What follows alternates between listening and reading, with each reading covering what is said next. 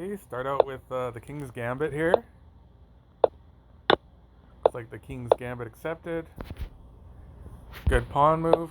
Defend against G5.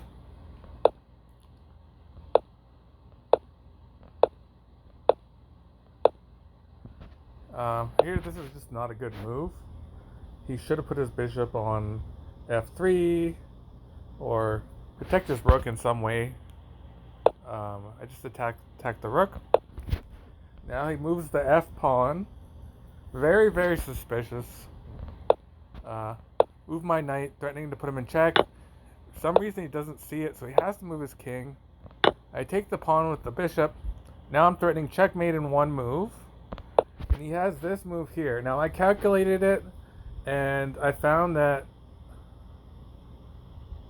if I take the queen and he takes back with the bishop, then I'm going to win this rook.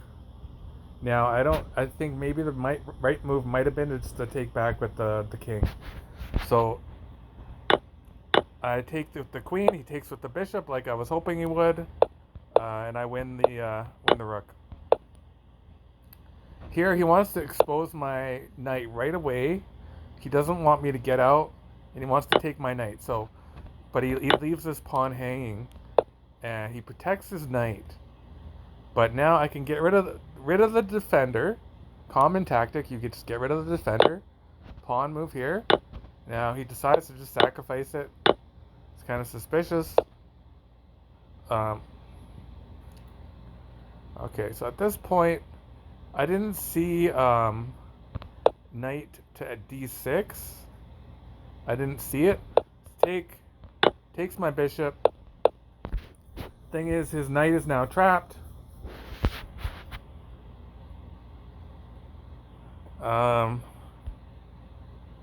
Proper move here is probably king to c6. King to c6 probably is winning. The thing is, my bishop is overloaded. I can't protect my knight while also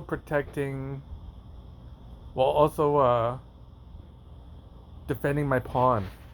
So you can just, when I go to c7 here, you can actually just take this pawn and then take the knight. So he wins a pawn. And I could have just protected my knight and taken his knight, but it didn't work out like that. I missed that. Couple really bad moves by me here. I just want to get more pieces off the board here. More pieces favors me because I have more pieces than him. Check. Okay, threaten to take this pawn. He's defending it. Get my other rook in here. Okay, now check. Now, he takes the pawn. And when he takes this pawn, I start calculating it. And it looks like I'm really close to a checkmate. So I start looking for a way to checkmate him. And here's what I came up with. I figured if I put my knight here, he was going to take my pawn more than likely, and he'd get checkmated. Instead, he put me in check here, which I didn't see any problem with.